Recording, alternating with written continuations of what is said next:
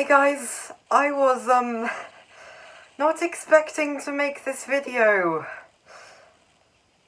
Whew. So as you probably know, a couple of months back I put out my second full-length album, The Sundown Realm, onto Bandcamp and SoundCloud and whatnot. And seeing as Tommy, who runs the YouTube channel The Wonky Angle, was doing Patreon-requested text post reviews of electronic albums, I thought it would be great if I could have a bit of feedback on my album from someone who really knows their stuff. The Wonky Angle, by the way, is an absolute inspiration to me. He was like the very first person who kind of ignited my passion for music, and electronic music in particular. I had a very narrow band of music that I was listening to before I discovered his channel, and then I found out about, like, nearly all of my favourite ever artists to this day. So, I owe so much to this guy. And yes, I said, text feedback was what I paid for.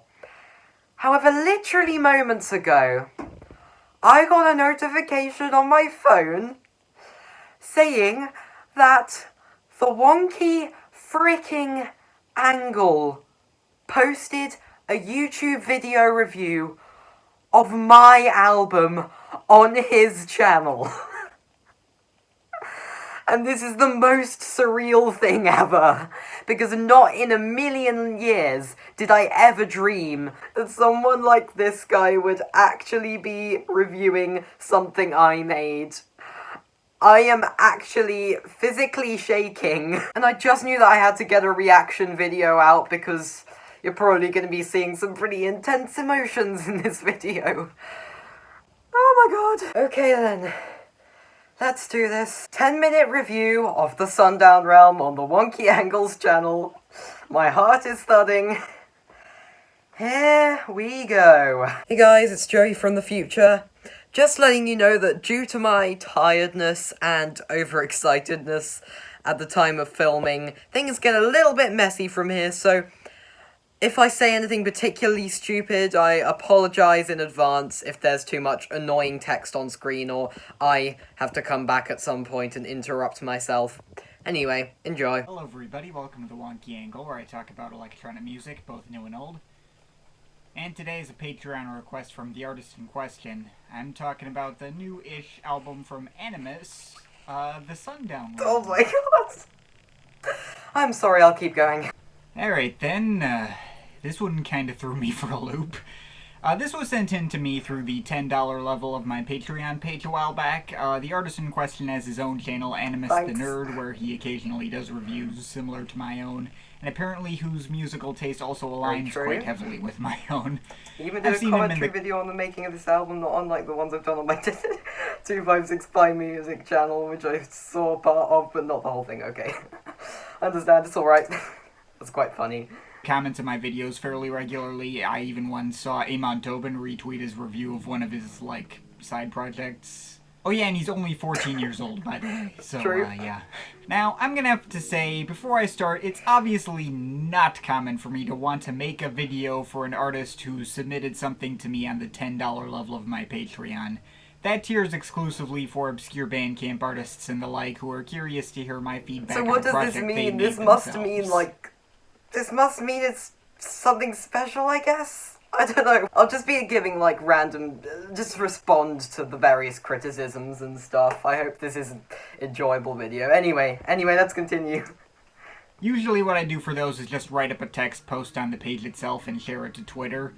Only twice before have I actually felt compelled to want to do a dedicated video on an artist who requested on this tier, with Punch Card's Amy Gibbon LP and Sonzept's A, and in those cases that was because I was familiar enough with their work prior to that to flesh out the videos a bit more. Or if they particularly impressed me, then I'd give them a shout out at the beginning of a Some Stuff I Missed volume, like what happened with Haunted Disco's Pale Souls Glow in the Dark, and Starlene's Life is Strange EP. Now, those latter two projects did get more personal enjoyment out of me than this one, The Sundown Realm, did. Okay. But I was really struck by this one, and it stuck out to me in a particular way that no other project that's been requested on this tier has before. Even though I don't have any personal history with Animus outside of, seeing him in my comments and stuff, this project all on its own felt like it gave me more to say than pretty much any other request I've gotten on this tier. Now, I do think the album itself is just decent to good, hampered by low production value and the artist's lack of experience.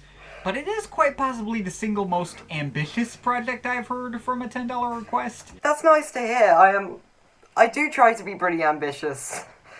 I get some pretty crazy ideas, and it'll be amazing to hear that some of my crazy, random, bonkers ideas at least have some sort of enjoyability for other people. But let's see. It clearly has a lot of effort put into it, done purely out of love and respect for this genre. And even if I think there's a lot of finessing that needs to be done, there is a lot of potential here for something special. Give this kid a few years, he could possibly have an 8 out of 10 project in him someday. Who knows? Jeez. So, the Sundown realm, this is mostly a mix of, like, ambient and down-tempo and IDM. I want to say he's going for the kind of stuff along the lines of, like, BT's This Binary Universe. Yeah. You got me. You definitely got me there. Very true. And related work, albeit not quite as open or sprawling. Maybe some influences from the likes of Hudson Lee's Headspaces or maybe AU5's Alchemy. I've listened to Hudson Lee's Headspaces. That is a pretty great album. I don't think I've listened to AU5, but maybe I should. I heard him on a BT track, though. Yeah, I freaking love BT, of course. Abstract, just kind of go around wherever they want, mostly staying very low-key and dreamlike. But he's also not nearly as glitchy or detail-oriented as these influences. His mixes tend to be a lot simpler and more straightforward than theirs. So, I don't know, I guess that puts him more in line with, Huh?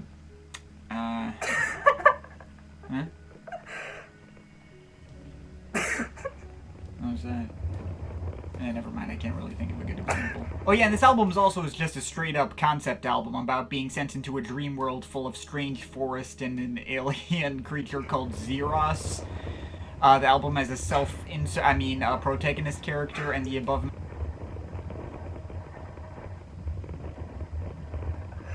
Tell me, why'd you have to call me out like this? Mentioned alien with a spoken word voice that appears at the end of the track, Whispers of the Wind / Zeros. The way he went about the concept reminds me a lot of Frequent's Dream Recall, and while it's not as well developed or really trying to form much of a greater overarching story that I could pick up on, it's also not nearly as intrusive and on the nose as what Frequent did. The concept mostly relegates itself to Andreas Vollenweider White Wind style song titling, hoping to induce imagery on its own, like the Procession of the Shangre or the Garden of Eternal Symmetry, etc.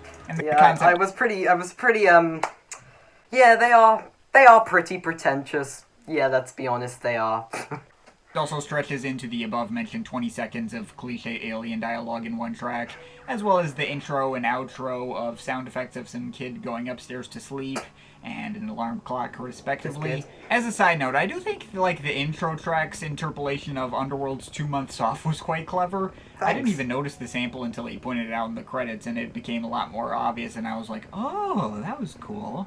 Oh, and the album's even a continuous mix, with the tracks, attempting to build directly into each other.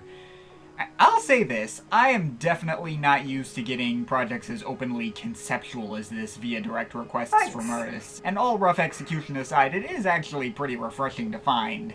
Now, perhaps unfortunately, as ambitious and high concept as this album is aiming to be, it is still an album being created by a 14-year-old with no budget, and that does kinda show. It's far from the worst production I've heard out of a no-name artist like him. It's all very nice, soundscape-y stuff for what it is. And, there's a lot of interesting instrumental choices all throughout, like the boinging jaw harps over dense ambient mixes and escalating breakbeats on The Lake of Plasma, or the kalimbas and cellos and cool narrated storybook vocal samples on The Clock Inside the Great Oak. Like I said, there's a lot of interesting and creative ideas going into these tracks that I don't often see out of artists of his stature, and that carries most of the way to the album. Though from a mixing and mastering standpoint, he is unfortunately not above average for artists of his stature. You're probably gonna call me out on the compression, because I literally been thinking recently I really should have done something about about using some sort of compression on this album, because I didn't really realize its importance, and I'm very aware now that having absolutely no compression used on the master of this album probably gave it a bit less punch and made it sound kind of quiet, but see what he says. Mixes on this project can often feel rather thin and lacking the greater depth or sense of space tracks like these really need to have. That's what I thought. even though he is trying. And some of these sounds don't blend as well as they're trying to either. Take a track like Shooting Stars Reflecting in the Water. That track uses these, like, really obviously fake MIDI pianos, mostly untouched out in the open.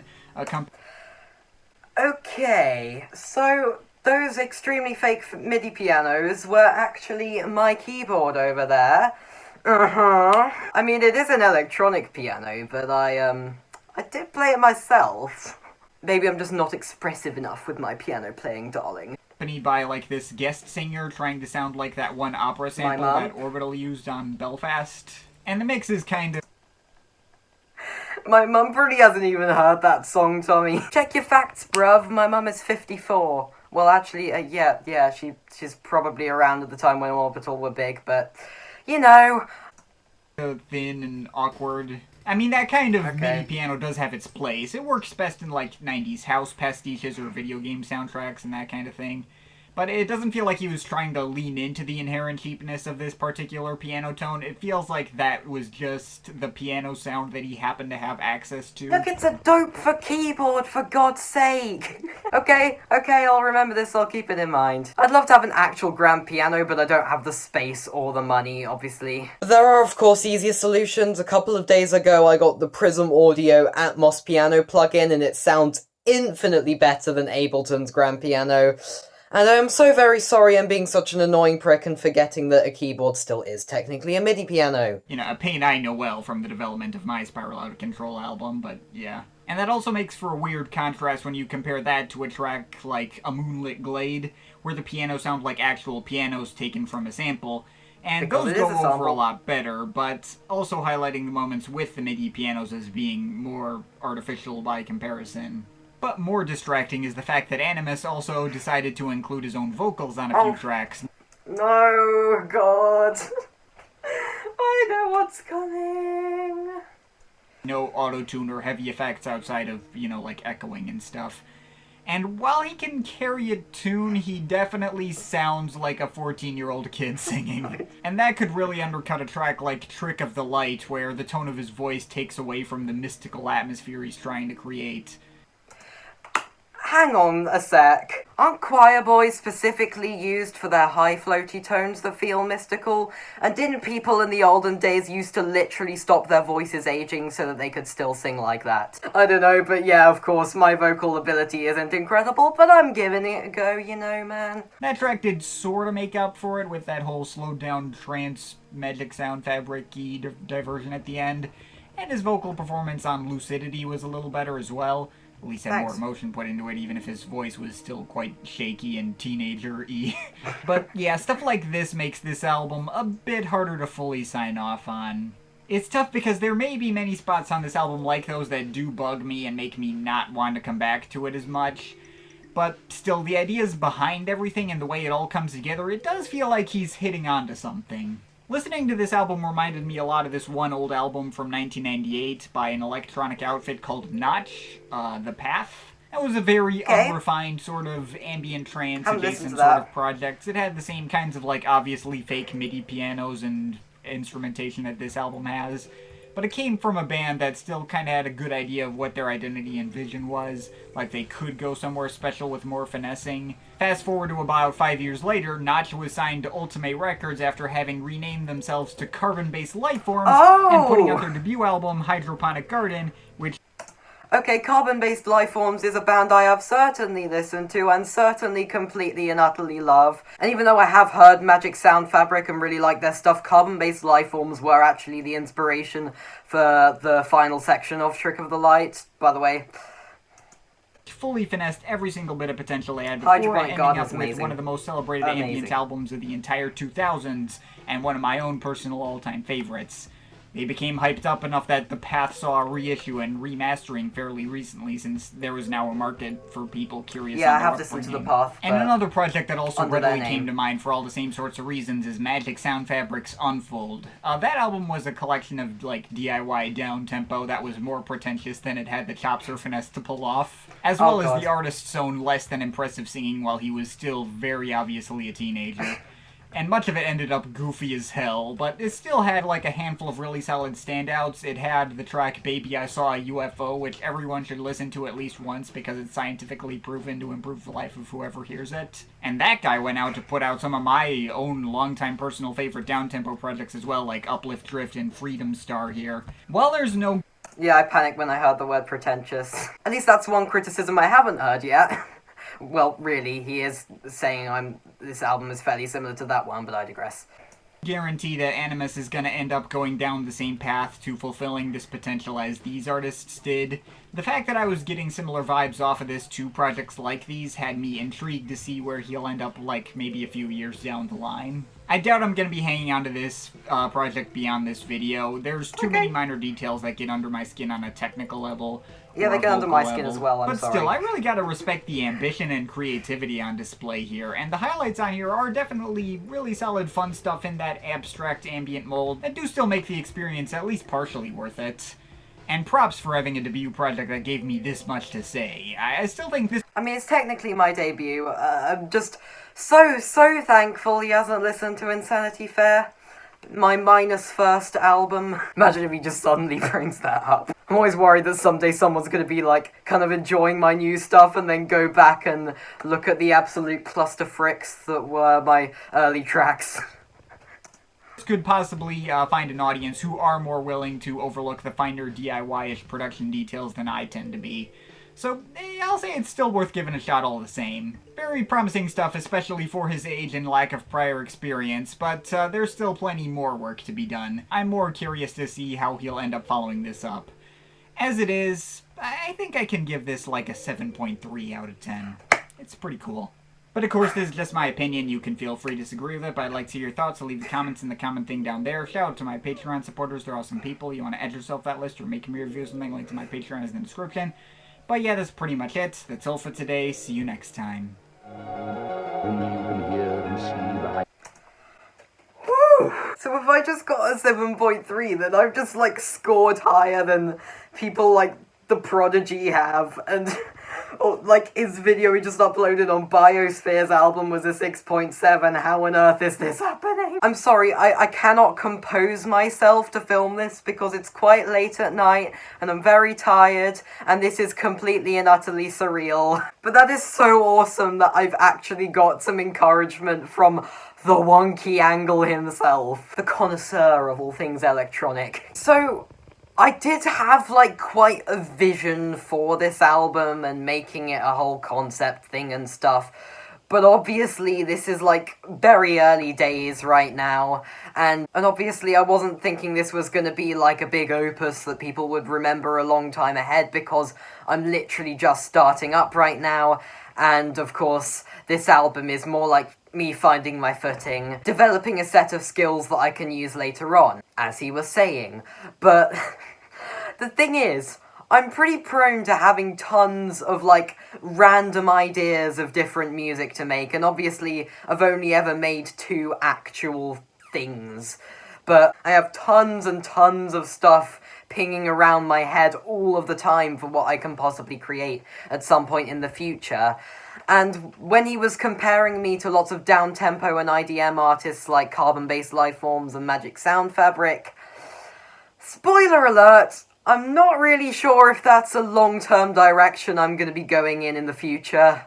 That was my vision for this album, and I wanted to make all these tracks in a fairly similar style, but I wasn't thinking that was necessarily going to be the Animus sound completely. Look, I'm going to start on my next project very soon, and I have a pretty clear idea in my head for what it's going to be. Forgive me if it might take a few of you by surprise. We'll just have to see. Who knows what he might think of that. But anyway, about this, Tommy, I have to be so grateful for your feedback, because, like I said, never in a million years did I ever think that I'd actually have this guy talking about my stuff, and it gives me such an amazing thrill to actually hear someone talking about this thing that I've taken so long to put together. Thanks so much for all your encouragement and things to build on that you've just given me. I will bear a lot of those in mind.